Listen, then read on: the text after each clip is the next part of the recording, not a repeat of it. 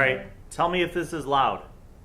There is a house in New Orleans they call the rising sun,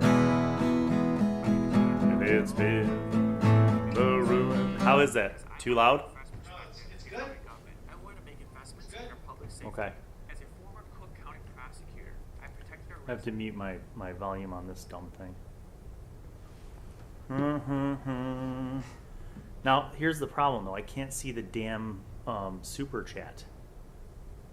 Damn it. How can I talk to my people if I can't see the super chat? Top chat? No chats. There's no chats at all, Dave. There's no one here at all. Yes, there is. Raiden's there right now. Oh, you mean my homie and my brother Raiden? None other than the one and only master? Oh, Niels is here too. Hello, everybody. Karafa said we haven't done one of these in a while, so I thought it's time to jam out with everybody. I'm not going to jam out. I'm just going to hang out here with my guitar for a little bit. Can you all hear me okay? Yeah? Karafa, is the audio level good? It is good. All right, good. Fantastic. Yes, Anne, I heard you. From across space and time, I heard you.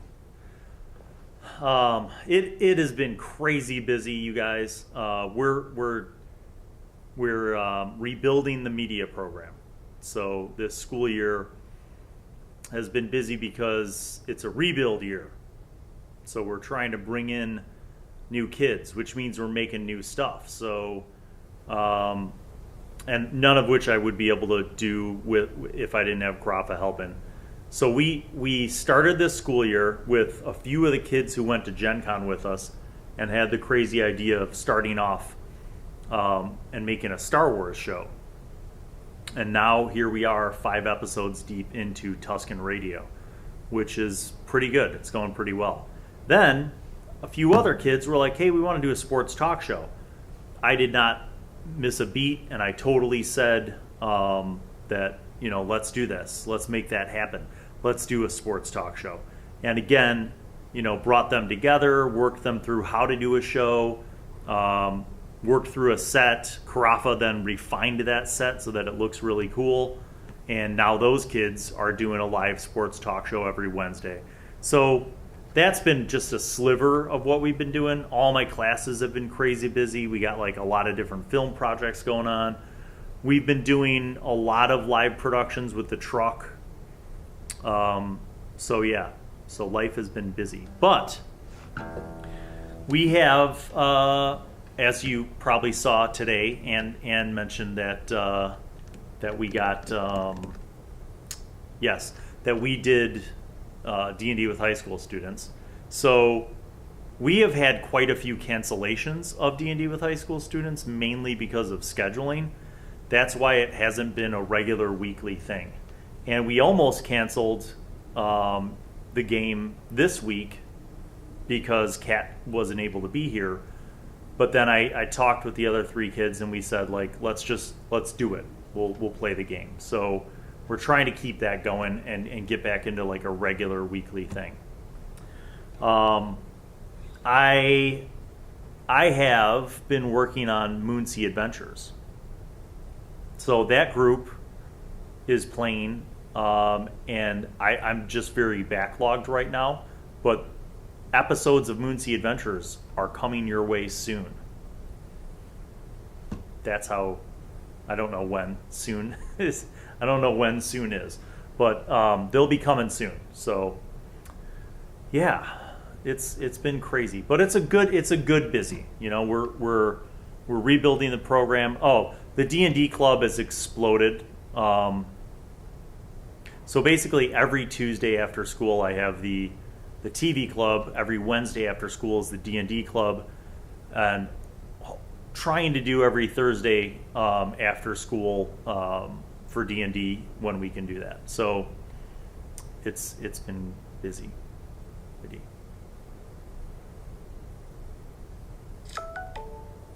Oh no, Niels is pulling an all-nighter, huh? Yeah, it's not to talk too much about behind the scenes stuff, but part of Feedback Friday is a chance to kind of give you guys updates about what's going on channel wise. The other thing is that my teaching schedule is kind of flip flopped. So in the times where I would normally have some time to record like shorter videos like unboxings and Monster Mondays and stuff, I haven't been able to make that time to connect with Carafa.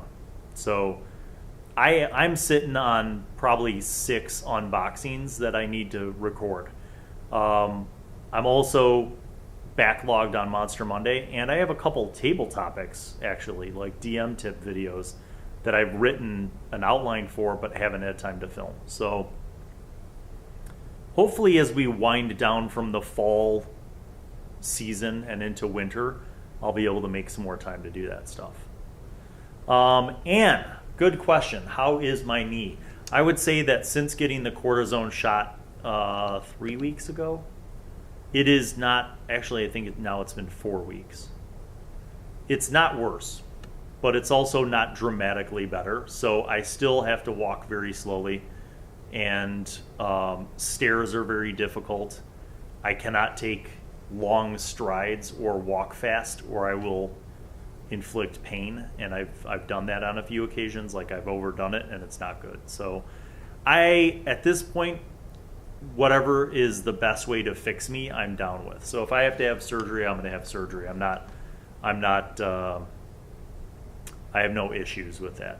I just want to be able to function again. So I would say that my knee is okay, but it's definitely not like what I would call better. Hey, Eric, good to see you, man. Good to see all of you guys. Nice little time to connect with our Patreons.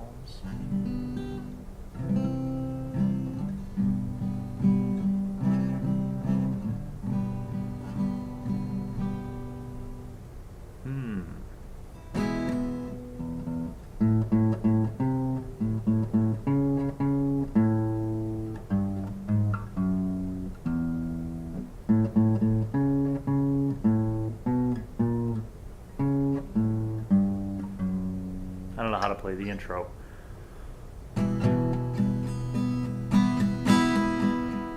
I hear the train a-comin', it's rolling round the bend. I ain't seen the sunshine since I don't know when. I'm stuck in Folsom Prison, and time keeps dragging on. But that train keeps a-rollin' on down to San Antonio. When I was just a baby, my mama told me, son, always be a good boy, don't ever play with guns. But I shot a man in Reno just to watch him die. When I hear that whistle blowing, I hang my head and cry.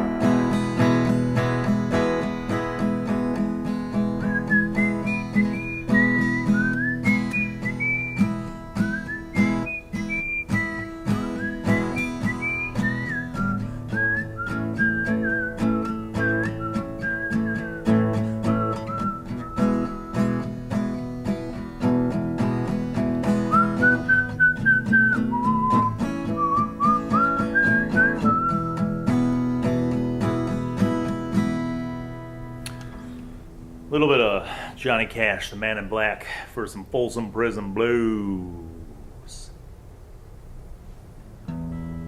Hello, Yusef. Welcome. Ann Adams, your Resolution Experts group, is that friends or alumni? Curious thing. Technically, neither. So Marie went to another high school, but she was very involved in her high school's media program. And at the time she was a student there, we used to bring our production truck over there to do productions with them. We kind of shared the truck. So I got to know her as a student a little bit, and she was like a pretty remarkably, dedicated and talented media student. Fast forward like 6 years, she's graduated from college and kind of just trying to, find her footing in the industry. And I ran into her at an event and I was like, hey, I have an opening. Do you want to come work? It's part-time. And she was like, yes. And so she started working here. So Karafa, how long has Marie been working with us? A few years? A few years. Yeah, a few years. And it's been great. And so she is also one of the people who has been working consistently with us when we crew like the big gaming conventions like Gen Con and stuff. And her husband Adam had been just kind of coming to help out with stuff, and sort of picked up on some of the video production stuff through doing that with us. And then I knew, and then this is in a case of very small world things. So Adam's cousin is my old neighbor from my old neighborhood. My old neighbor is Adam's cousin. So even small world stuff, right? And when we do LionCon, my old neighbor Chris is like a big part of that, and he brings his whole family and like a whole board game collection, and is one of my like partners in making LionCon a reality. So it's just a bunch of different connections.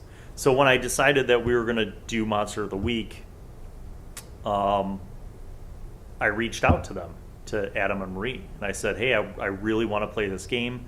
It's a different game for me mechanically, but I think it's going to be a lot of fun. And do you have any like gamer friends that would want to jump on board? And so they did. And that is how Christina, who is like Marie's childhood friend, and her husband Liam, and then JR, who is one of Adam's friend, got involved. So it's a good group because they have a good chemistry. And none of them is like a super, super veteran, experienced gamer. So what I like about it is that as they play the game, they're sort of learning some of the tricks of gaming, right? Like of role playing, and they're playing their characters, but they're also still learning how to play role playing games. So it kind of makes it authentic when they're faced with a situation and they don't necessarily know how to solve it. It sort of has that same vibe as when I'm running the games for the high school students, where like everything is kind of new, because they don't have all the secrets unlocked yet. So I like it. I think it's a good vibe, and I hope you guys like it too. Oh, Annie, you are so nice. Thank you. That deserves a Coke Zero. Oh, it does. Thank you, Karafa. Karafa says thank you. Cheers. I wish this had more than just Coke Zero in it, but we're in the studio, so I'm going to enjoy this Coke Zero on behalf of my channel moderator and great patron and friend, Ann Adams. Cheers.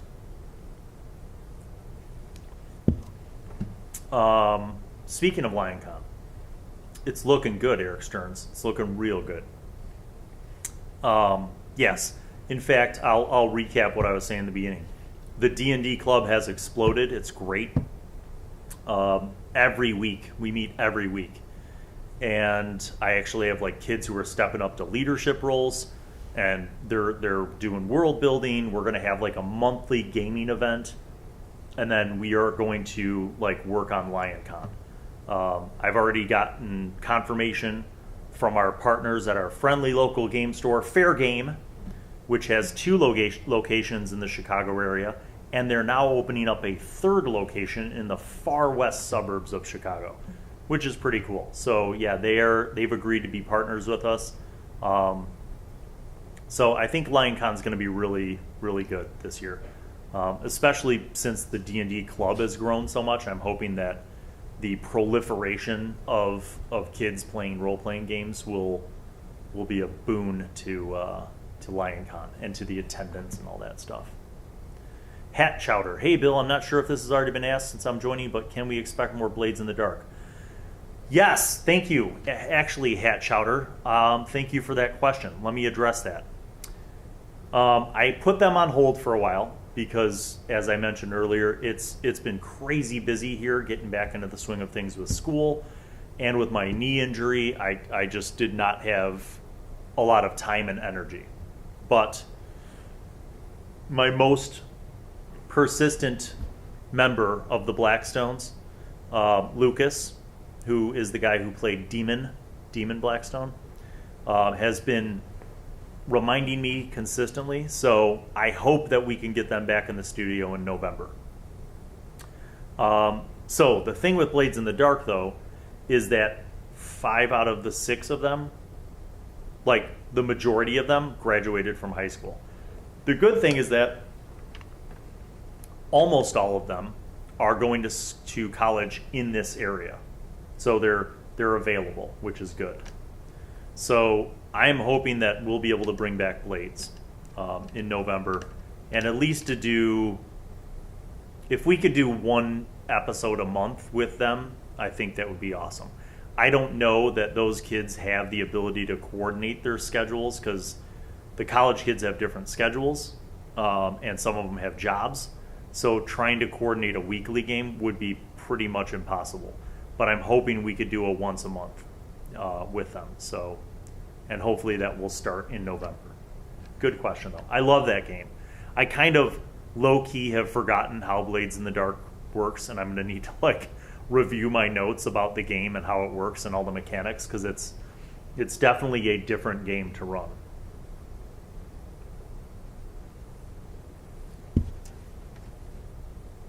Oh, nice. Hat Chowder says they bought the rule book for Blades in the Dark after watching the videos. Yeah. I would say this, honestly, I feel like Blades in the Dark represents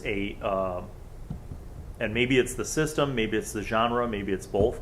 I feel like it is a special game that even if I wasn't going to use that system, I would totally run stuff in that world, you know? And sometimes games come out where I'm like, the world's not cool. Like, the system's okay, but the world setting's pretty weak or just not doesn't appeal to me. But man, that Blades in the Dark, the world setting, the just the mood, the kind of the general approach, that your character is part of something, and that something, that crew, is in and of itself also something, has its own character sheet, has its own stats. That is so innovative. I feel like that game broke ground, and not enough people know about it, man. It should be known.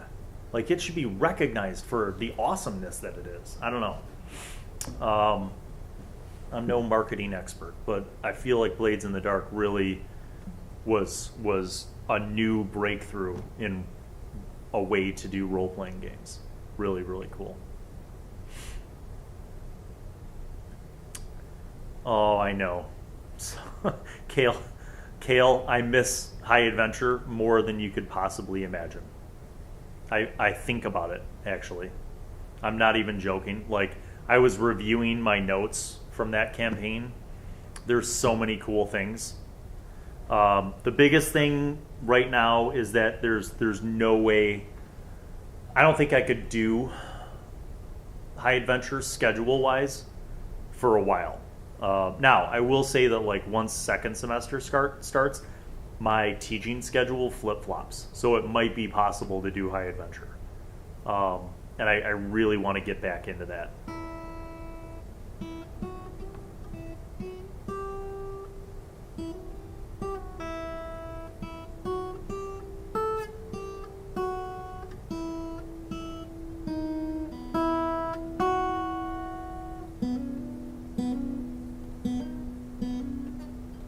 Can't remember anything. This is the beginning.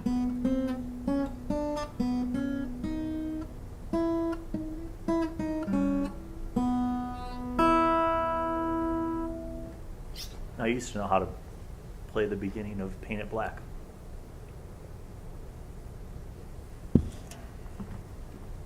Yes, indeed, Hat Chowder. It is. And also, those of you who are watching, thank you for tuning into this silly effort towards connecting with everybody.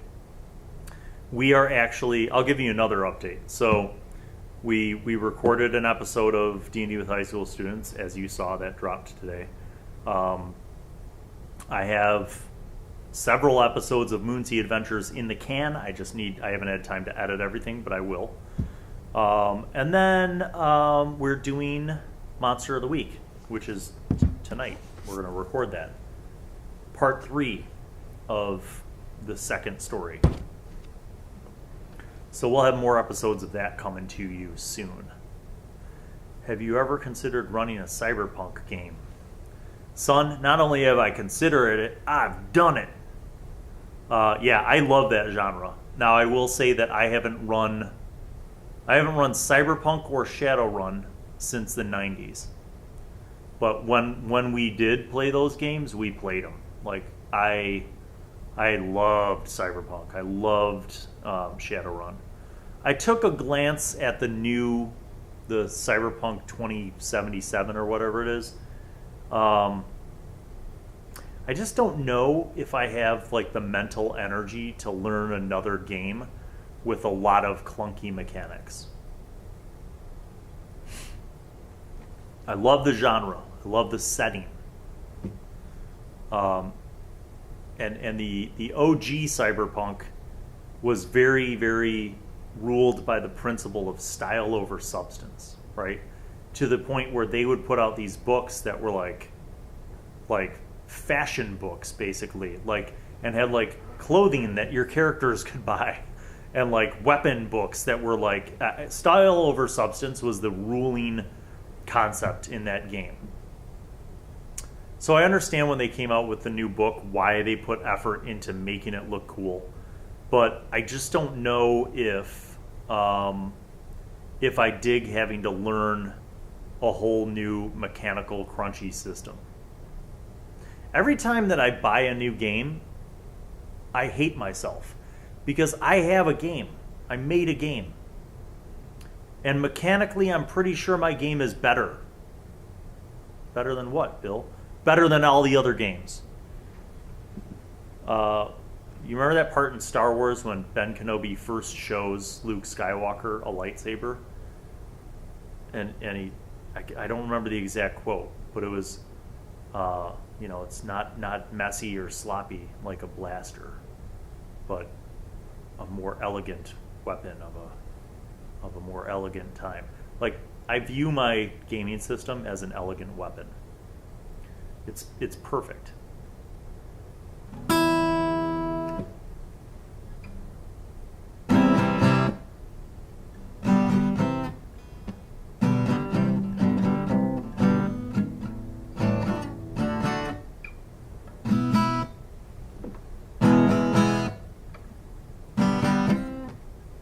No, that's not the right chords, Bill. Yes. Are you familiar with the video game Detroit Become Human? I'm not. Is it a cyberpunkish game? Because if so, it'll go on my list of things that I want to play but never have time to play. I actually haven't played the Shadowrun video game. I know, it's ridiculous. I should, but I never did. Games that I played fairly consistently were Skyrim, Assassin's Creed Black Flag. That game was a blast. And when I say I played these, like, I didn't play them back when they were popular. I played them like a few years ago, like just before COVID. I was playing like Assassin's Creed Black Flag, like not that long ago. I was very behind the times, and I was playing on Xbox 360. We have a lot of Xboxes in our house, and I loved those games. I tried Red Dead Redemption, and I thought it would be cool, but I'm really not good at it. So I kind of gave up. I did play Fallout New Vegas for a while. And that game, for some reason, was harder for me to play. Like, I kept getting killed, like, all the time. But I liked it because I love post-apocalyptic settings.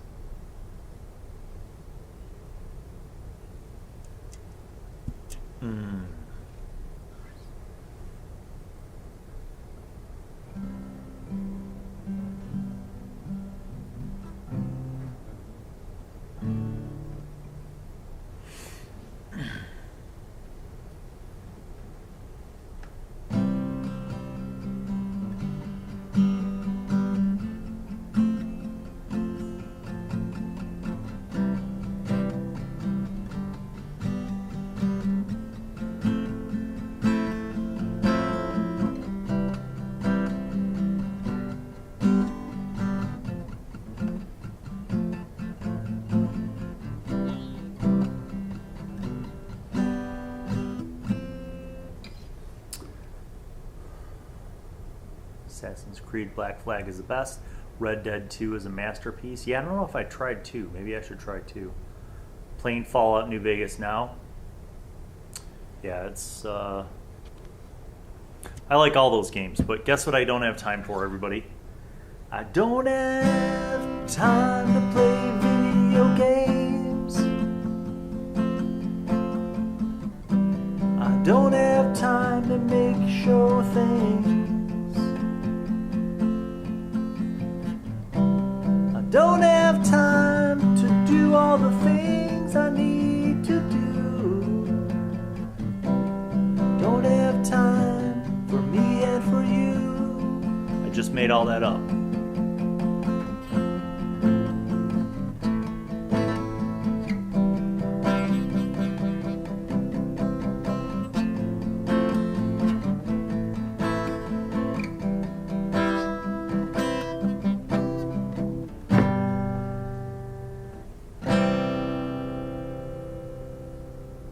What's your favorite official D&D campaign? Ha!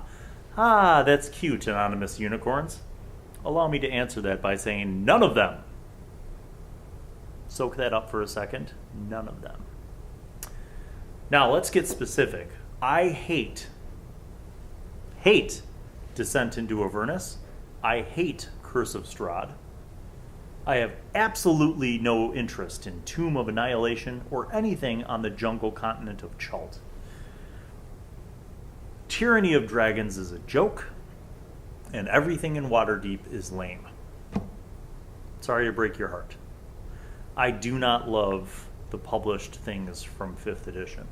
I don't like running modules. So even going back to the old days, I didn't run a module because I don't think it's fun for me that way. No judgment. I've played in games that were based on source books and based on modules that other people ran. Sometimes those games sucked, and sometimes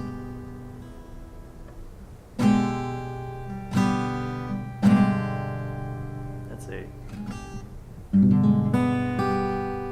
like that. I don't know what chord that is, but yes, I am singing the woes. Well, I guess there's rich folks eating in a fancy dining car, probably drinking coffee and both smoking big cigars. And I know I had it coming. I know I can be free.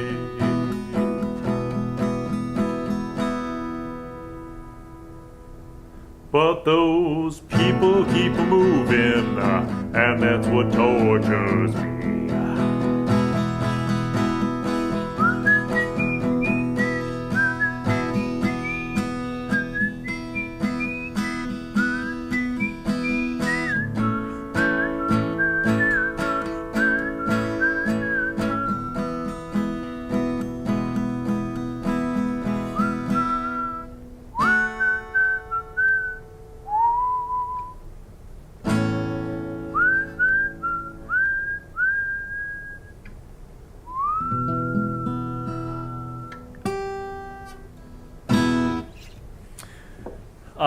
Yeah, you know, that's the funny thing about getting older and working and having kids is if I knew when I was 12 and able to spend every weekend hanging out with my friends playing games, that time was going to be limited, I wouldn't change a thing. Haha, no regrets. Yeah, I don't vibe on running other people's content or adventures. I will play in them, and I will use their world material, but I won't run an adventure the way that the adventure was intended, because most of the time I don't like the flow or how it was written. And I mean, let's be honest, if you guys know Descent into Avernus, it's kind of cheesy, man. Like the whole like Mad Max, hell is a post-apocalyptic place with silly characters and creatures and names. I'm not into that. That's not my kind of fantasy.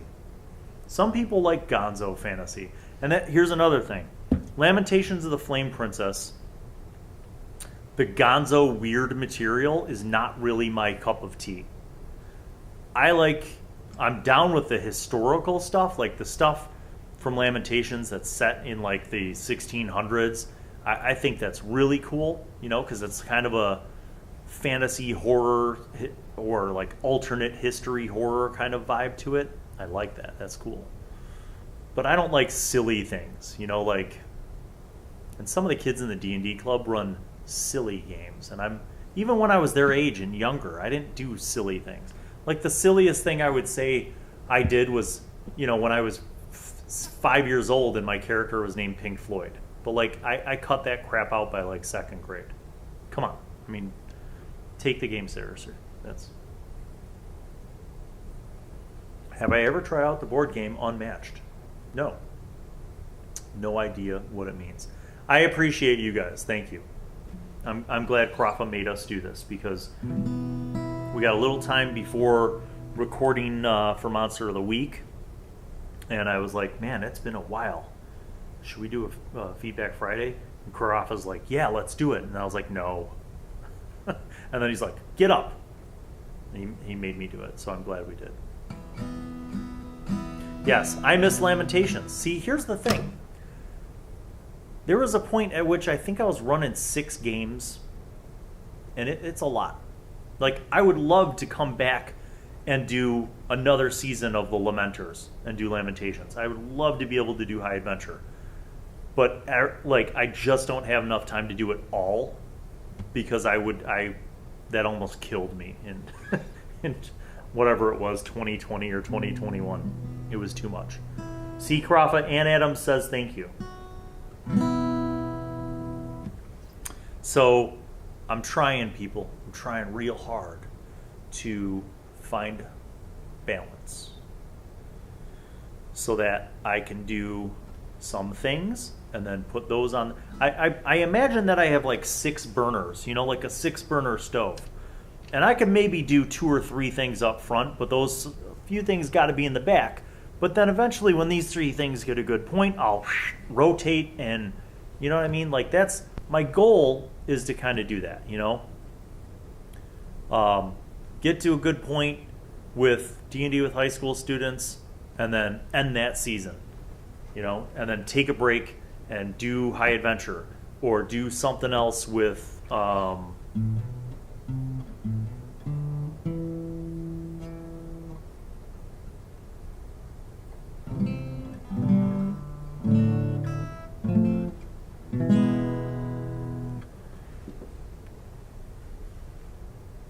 Yes, Yusuf, my brother named my character for me because I didn't even know how to write. So like when my brother, I don't know if he was in 6th grade or 7th grade, is when he started to play D&D with his friends. And then he taught me how to play, and I was like 5. So he wrote everything out for me and then like just would narrate the adventure, and I would make choices, and then he'd tell me what dice to roll, and in a way, like playing D&D taught me things like reading and basic math because I was learning how to play the game before I even got to 1st grade. So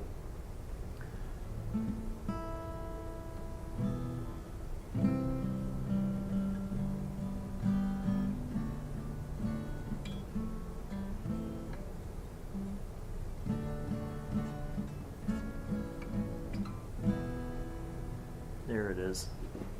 See, I can remember some songs.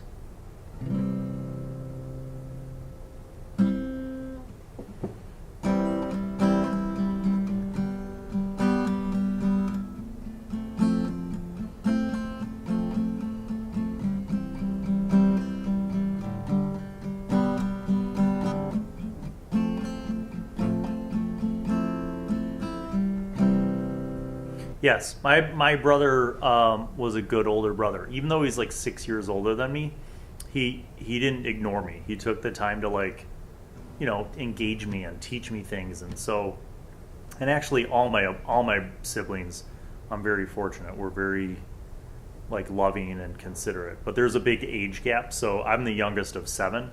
So the brother next up from me was 6 years older than me. So the fact that he took the time to like even engage with me is pretty cool.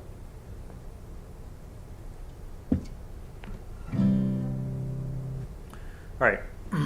Are you going to be at Gen Con 2023? That is a tough question to answer. Karafa, are we gonna be at Gen Con 2023? I don't know. Karafa clocked in with a long pause and then a I don't know. I don't know. Yeah, I don't know. I'll be honest with you, I don't know because we've been going to Gen Con, working Gen Con, like doing the video production. And I don't know if we're going to be doing the video production next year because I don't know if I'll have the staff, like the crew to do it. It takes a lot. Gen Con, the way that it's done is it's basically like a double shift because you have like an AM shift, like an 8 a.m. to 4 p.m. shift, and then you have a 4 to midnight shift. So imagine doing that for like 4 days. It takes a lot out of people. And so the feedback that I got from my crew after this last one was like nobody wants to do it again. So I am not sure if I would be at Gen Con. And I will tell you this, if I'm not getting paid to go to Gen Con, there's no way I would go. Like, there's just no way. It's, number one, it's too expensive for me to go out of pocket. And number two, I don't feel like I would get anything out of going to Gen Con on my own. Because any games that I'd want to play, I could find at other conventions that are smaller and more affordable and closer. Like GaryCon in Lake Geneva, Wisconsin. Yeah, so now I will say that like it was really cool over the years running into people that I met through YouTube or from other gaming circles or my patrons. Like that was really cool. That part of Gen Con was really cool, but I don't like a lot of things about Gen Con anymore. It's changed. It's a lot less about games and a lot more about the scene. But we'll be at GaryCon. Yeah, but we'll be at GaryCon, yo. GaryCon 2023, Lake Geneva, Wisconsin. Gonna be a good time. Yeah, it was a rough shift, Kale. It was, and because of scheduling issues, we ended up having, like Karafa and I specifically ended up having to stay later because there was overlapping things because of how things were scheduled, which is not in our control. So we ended up having some 10 and 12 hour days. And when you do that for a stretch, it gets old after a while. Peter North here, old adult film star. You are not the actual Peter North. Is it seriously? How would I even know? He could be like, yeah, it's really me. Just, if this is the Peter North, I just want you to know that you were a formative part of my childhood and early adolescence. And just like Ron Jeremy, I have a deep admiration for all of the gentlemen of the adult film industry from that era. You are legends and heroes. So God bless you. And you know, the ladies from that era still deeply embedded in my very psyche. That is hilarious. What if it actually was Peter North? What if like a legendary porn star happened to tune in my channel?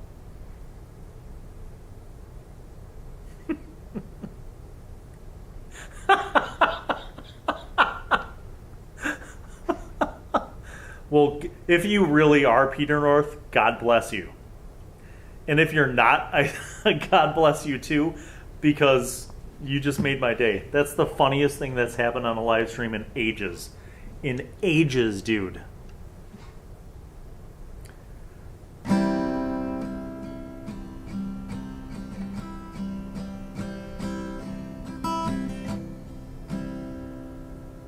I'm trying to think of a song that I could play for Peter North now.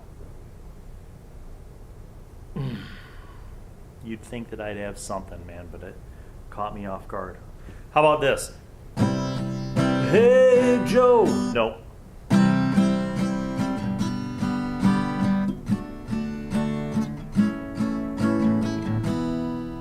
Yeah, that's the right key. Hey, Joe. Said, where you running with that gun in your hand?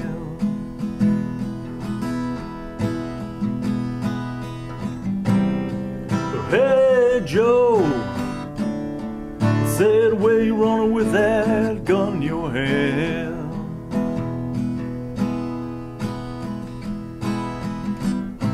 I'm going out to shoot my old lady. You know I caught her messing around with another man.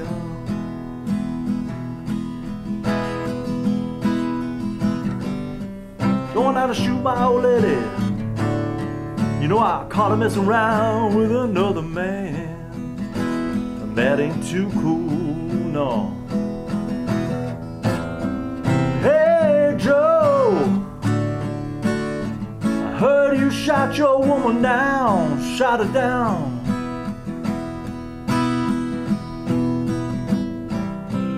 Hey, Joe. I heard you shot your lady down, shot her down.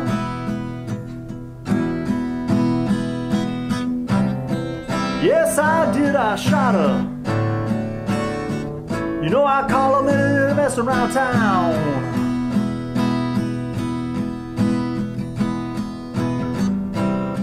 Yes, I did, I shot her.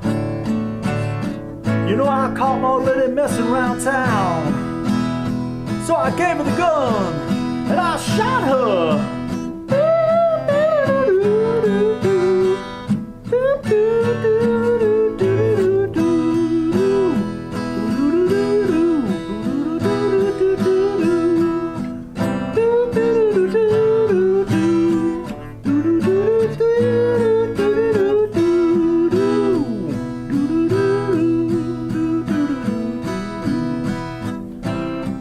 Hey, Joe, where you gonna run to now?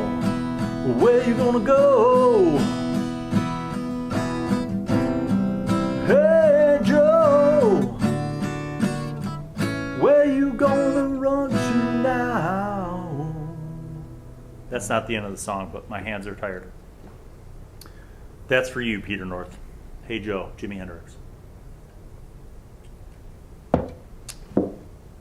Well, what else is there to say? So we're doing season 5 of D&D.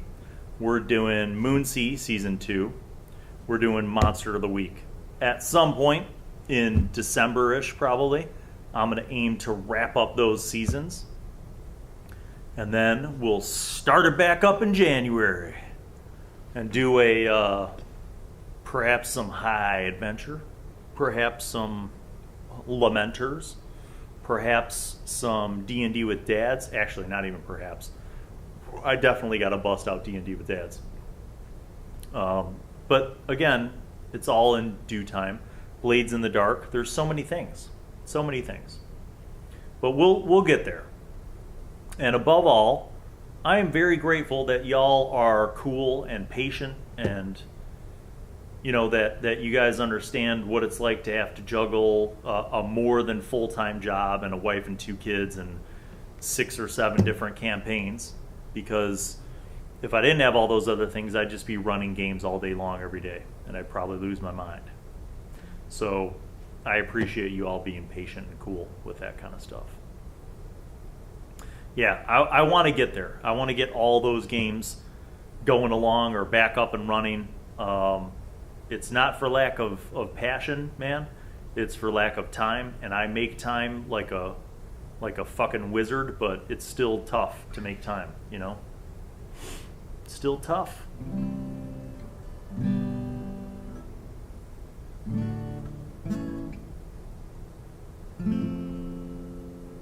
Love you too, Kale.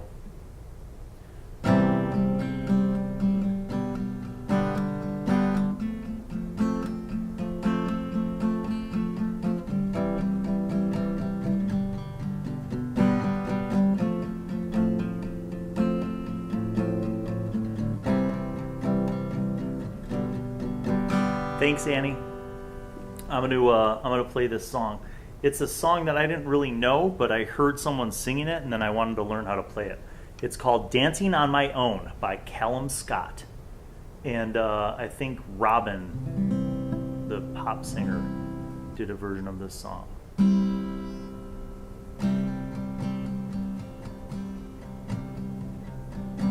Somebody said you got a new friend. Does she love you better than I can? Big black sky over my town. Know where you're at, I bet she's around. Yeah, I know it's stupid, but I just gotta see it for myself. I'm in the corner, watching you kiss her. Oh, right over here, why can't you see me? Oh, giving it all, but I'm not the guy you're taking home. I keep dancing on my own. So I was learning how to play this song. I was listening to the chord progression, and it is granted in a different key, but it sounds very similar to those of you who might be older like me. See the stone set in your eyes, see the thorn twist in your side. I wait for you. Sleight of hand and twist of fate, bed of nails she makes me wait, and I'm waiting for you, with or without you, with or without you. Isn't that cool? So I'm going to do a mashup of that someday. Hey, Beast is here, and so is Logix. What up, everybody? Tony's here. Wow, people just clocking in. I guess Carafa was right. We should do a Feedback Friday, he said. No, I said. Do it anyway, he said, and so here we are. I'm glad y'all are tuning in. This Coke Zero brought to you by the lovely Ann Adams, my channel moderator and great patron. So, for those of you just tuning in, let me share with you a little bit of this. Currently doing D&D with D&D with high school students season 5. My brain just broke. I think my brain just broke, Rafa. Moonsea Adventures season 2. Monster of the Week. On hold, but coming back soon. D&D with Dads and Blades in the Dark. Winter 2022-23. High Adventure, Lamenters.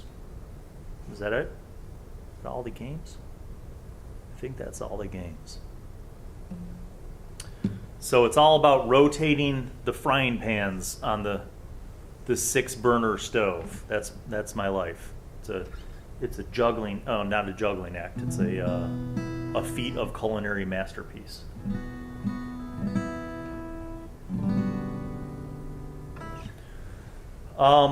Beast, I will tell you that I wasn't a big fan of the beard at first. The beard was a result of my knee injury and sitting around my house on painkillers for 3 weeks. But now that it has come in, I feel like it is appropriate, and I will keep it for winter. I might shave it off somewhere down the line, I don't know. I kind of miss just having the stash and the clean face, but I also kind of dig the additional insulation layer on my face as it is now getting colder in Chicago. So, yeah, buddy. Yeah, I miss all those campaigns, man. They don't go away. They stick in my mind. All I have to do is like look at a picture or a note, and then boop, it just comes back. And I was telling Kale, I'm like, I was thinking about High Adventure very recently, actually. Yeah, so it's good, man. It's busy but good, and it's one of those times. Maybe it's this time of year, or maybe it's just everything being so busy recently. But I'll tell you that I consider myself fortunate, blessed, lucky, all those things, to be in the position that I'm in and have, a good job, good friends, good family, good colleagues, good people working for me, good people working with me, and I'm just trying to be in the present and grateful for those things that I have, because they are blessings, and that's it, man. That's all I can do is just try to do as much as I can, but also, be there, and my kids are getting to an age now where they're 16 and 13, and I need to be there, We're it's amazing how fast time goes. Amazing. Annie, we did not get snow yet. We got very close. So just to give you an example of crazy Chicago weather, tomorrow it's going to be in the mid 70s, which in Chicago is like t-shirt and shorts weather. It's hot. I might even have to put some sunblock on the dome. But 5 days ago, it was 34 degrees, and there were slight flurries, but no snow, but little baby snowflakes, but nothing stuck to the ground. So I feel like we're lucky, because tomorrow's our last home football game, so me and Carafa have to roll the truck and cover that, and it's going to be a beautiful day, beautiful weather, but I'm guessing it's going to get real cold real quick within the next couple weeks. So, yep. Echo Thunderbolt. Yeah, buddy. You get your own power cord. Good to see you. Glad to have you here. Well, it is turning into quite a fine Feedback Friday. So I guess I should share this with you. You all may remember the Bill Allan Damage Alternative Scoring System, or BADASS for short, which is my system for adjudicating critical hit damage. Meaning that if you're playing a game of Dungeons & Dragons and you roll a 20 and you celebrate, if your weapon or your damage is a d6, instead of rolling that d6 twice, you actually just max out a d6 and then roll an additional one. And that way your damage always does more, because it should if it's a critical hit, right? That's the way I look at it.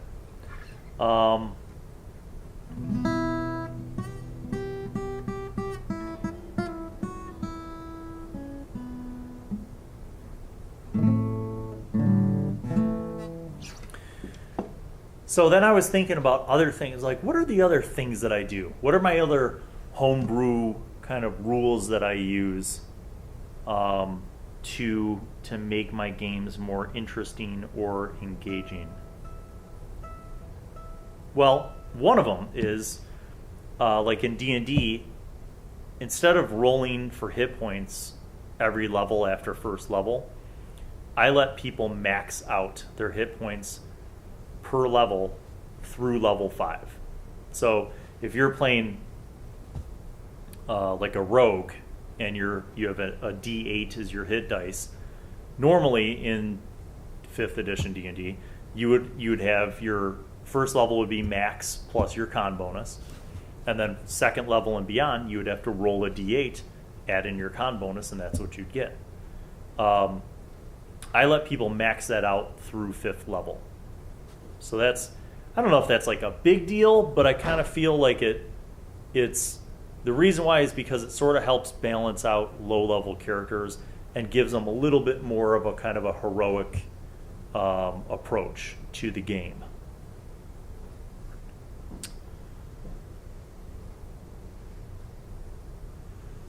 Yeah, Beast says, I agree, Bill. Getting a crit and then rolling Snake Eyes sucks.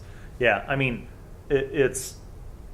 I'm not saying that I would ever suggest that Wizards of the Coast adopt this system, but I do know a lot of people who've learned it from me, who've adopted it at their tables, and I think the BADASS system works pretty well.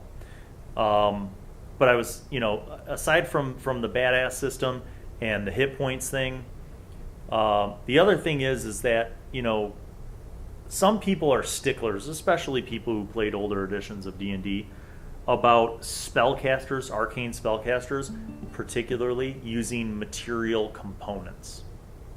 So I do have an opinion on components and spellcasting. The system in D&D, even going back to earlier editions, made spellcasters inherently weaker because so much effort had to be put into acquiring the necessary material components, or the literal gold coins or diamonds that were used in these spells. And I always felt like that kind of sucked because, a fighter could be a fun class to play and have like no burden, basically. I mean, sure, you can make the argument like, oh, well, fighters have to save up their money so they can buy better armor and better weapons. Yeah, but like a mid-level spell in D&D could cost hundreds of gold worth of material components, whereas like a fighter with like a few hundred gold could basically buy like plate. So I just felt like there wasn't a lot of balance. So my general approach is, for any spell that's first, second, or third level, I really don't require material components. And that might be a little too free and easy, but I don't think it's worth it. Because even third level spells, some third level spells are pretty powerful. But I think that the cost for those spells and the material component requirements for those spells sometimes are a little bit extra. Little bit punitive almost. So I just feel like, okay, if it's first through third level spell, let's not worry about material components. Now later on, high level spells, yes, absolutely. You want to do, wish, obviously, but really, really high level, 5th, 6th, 7th level spells, if there are material components, then they should cost. That should be something, because those spells are typically doing something that a non-magic using class could simply not even remotely achieve. There's no background feature or proficiency or feat that's going to compare to a 6th, 7th, or 8th level spell. Just not going to happen. So that's my thought on that. We are approaching an hour. Okay. Wrap it up. Yes. Echo says, you agree? We're having a vote on this in the chat, Dave. I also give more points for stats sometimes. That is true, Kale. It depends on the setting. But that's also a good point. I do sometimes have heroic rolling, where you either roll 46, take the best 3, and re-roll ones, and then take the best 3 if we're doing rolling.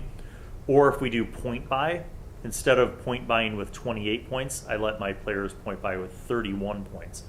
But that very much depends on the setting. So there are certain parts in my original world where arcane magic doesn't exist, period. And because of that, I give slightly more heroic buffs to the player characters.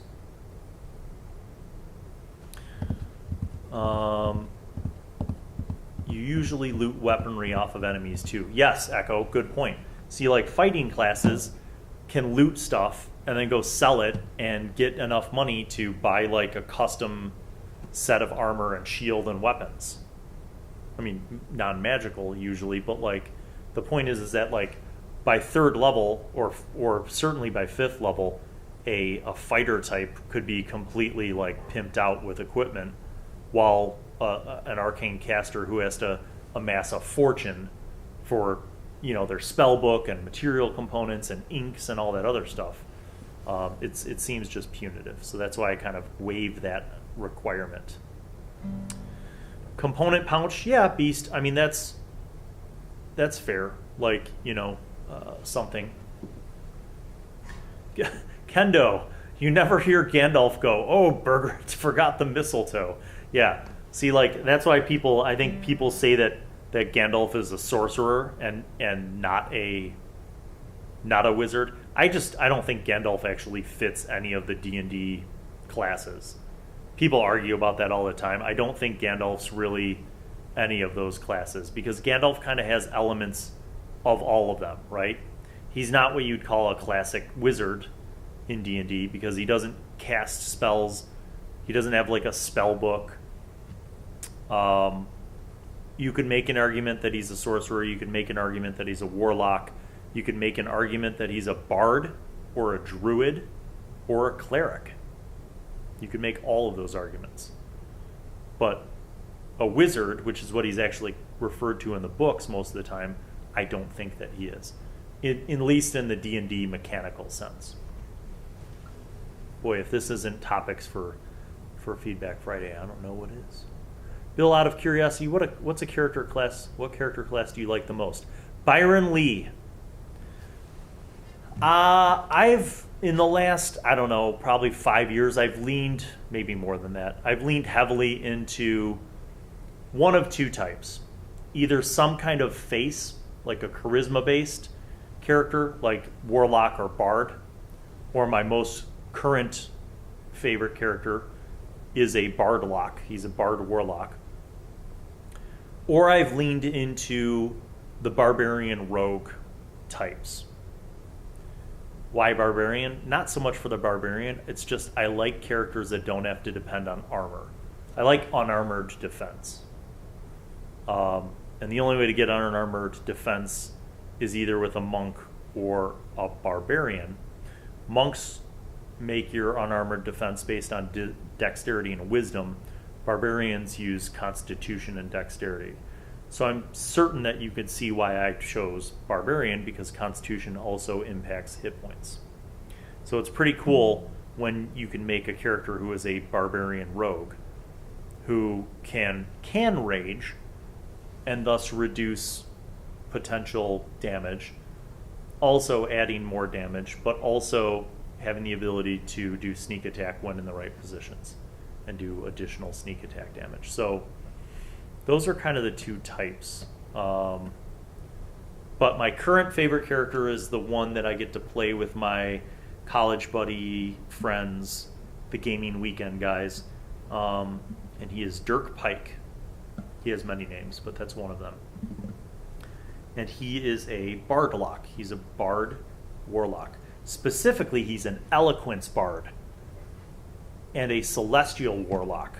So he's really good at performing and deceiving and persuading and basically convincing people to do things. He's really good at talking his way out of things or into things. And then he can also heal and he can blast. So he's a fun character for me to play. Fun background character, fun character. What's up, Cindy? Sneaking in a little bit late. That's okay. We have not yet wrapped up. So I will say hello, welcome, and hope you are doing well.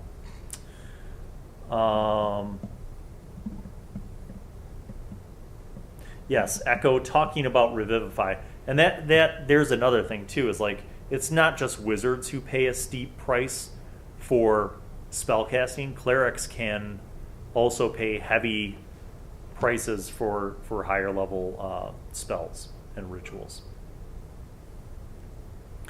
28 Kills Later says, "Hi Bill, love the high school student series. I've made it to season 3. Well, hello to you, 28 Kills Later. It is a show that we do, and we will have more episodes soon.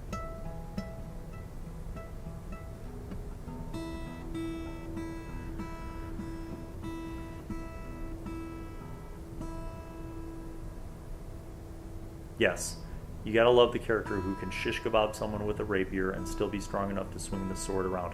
See, this is the other thing too, is I have a bunch of character builds that I do for Patreon that I post these documents.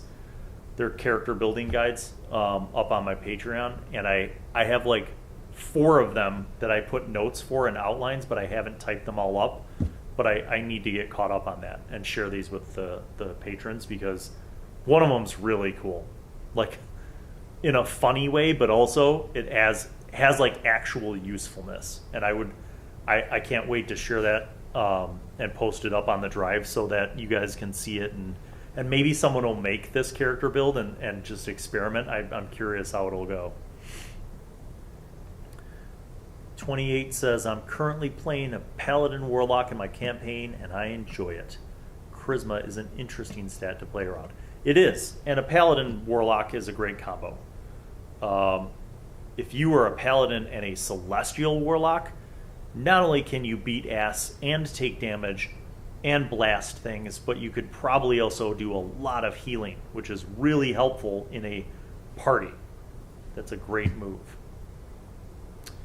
Hextile says, I agree. Well, Carafa has said it is time for us to wrap up, and that's accurate because the cast of Resolution Experts Incorporated will be here soon, and we'll be filming the next episode, which is part 3 of the current storyline, and hopefully the end of that storyline, and who knows if anyone will die.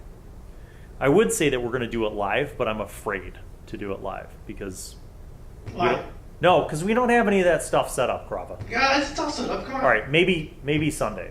No, how about today? What if we did Sunday live? No, let's do it right now. No. Yeah. Oh. No. But how about Feedback Friday live?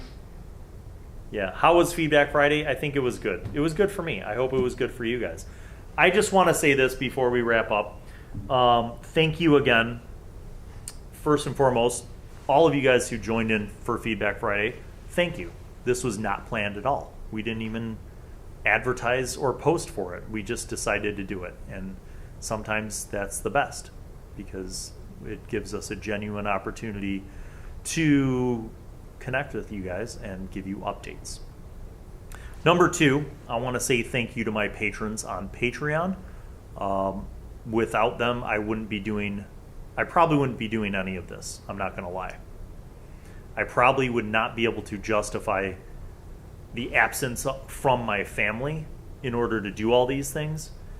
So financially, Patreon actually matters to me. It's important. It's also what allows me to subsidize Carafa's nutrition because I take Carafa out to eat, and Patreon pays for that too. So it's a great source of keeping this show going, keeping this channel afloat. So to all of my patrons on Patreon, thank you so much. I love you, and I appreciate you deeply. And to all of the channel subscribers, thank you guys as always, whether you're like one of my OGs and my ride or dies who've been here all the time, or you're just hopping into the scene. We have a small little channel here, relatively speaking, but we're a tight-knit group. So if you want to kind of connect with other fans of the channel and other gamers and like-minded individuals, hop onto the Discord. Join us over there. There are people that are, part of our community, and the Discord has become an important link in that online chain. I didn't even plan that out, man. That was good. That was hot damn. That was good. Thank you guys. Thank you, Annie. Thank you, Echo. Thank you, Beast, Raiden, all of y'all that made it here. It was great to connect with y'all. And we shall see you soon. I promise. Well, I'll see you. I promise I'll make at least one more Feedback Friday as a mid-November oath. That's my plan, my promise to you. And maybe we'll do a live show. Carafa really wants to do a live show. I don't know if this Monster of the Week show is the right show, per se, but I think we're going to aim to do a live show. So that'll be neat. It's been a really long time since we've done one of those. Nicholas Holmes, clocking in, my man. All right, well, listen, we got to let y'all go. Thank you so much, all of you, for your support, and we will see you soon. Peace out, everybody. Stay healthy. Stay positive. Much love.